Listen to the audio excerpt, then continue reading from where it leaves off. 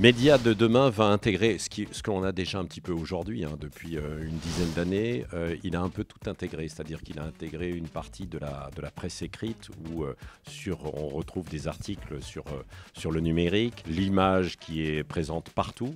Les journaux utilisent l'image, la vidéo aujourd'hui, les radios le font, la télé le font. On annonce la mort de la presse écrite. Moi, je crois toujours à la presse écrite, mais probablement pas telle qu'elle est aujourd'hui. C'est-à-dire qu'il est fort probable qu'il y aura une presse écrite premium, de même que la télévision se réinvente en permanence avec les plateformes, et la radio, qui était un média qui devait disparaître, s'est réinventée aujourd'hui avec le podcast, avec la consommation différenciée ou différée. Là où on n'a pas encore totalement progressé, même si il y a une révolution à travers les réseaux sociaux, c'est sur cette interactivité. Je ne sais pas jusqu'où nous irons en termes d'interactivité. Je pense que l'aspect humain, Dieu merci, sera toujours là et nécessaire probablement parce que on aime bien pianoter, on aime bien utiliser cette IA qui arrive en fait aujourd'hui. On ne va pas tous vivre reclus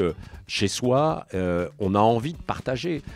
C'est l'essence même de l'humanité que d'avoir des échanges. Pour moi, la culture doit être spectaculaire à tous les niveaux. Elle peut être émotionnelle parce qu'on ressent quelque chose que l'autre ne va pas forcément ressentir de la même manière. Ce que voulait dire Ardisson aussi, c'est que lui, il voulait la rendre accessible à tout le monde. Et en la rendant spectaculaire, eh bien, il voulait créer du spectacle pour que cette culture soit partagée par tous. Moi, j'ai été pris de passion très tôt par le journalisme et les médias et j'ai cette curiosité qui m'a amené vers ce métier. Il y a tout de même en fait deux choses qui sont totalement opposées.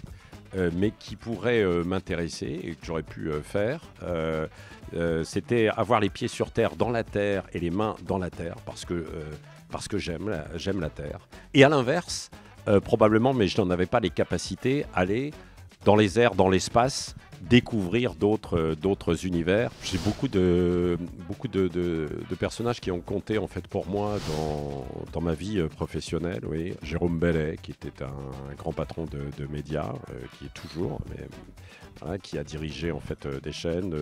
Mon premier directeur quand j'étais à France Info, Pascal Delannoy, Jean-Marie Cavada, que j'ai eu aussi comme président, voilà. Et puis d'autres grandes personnalités qui sont beaucoup plus inspirantes, qui sont par exemple des chefs d'entreprise.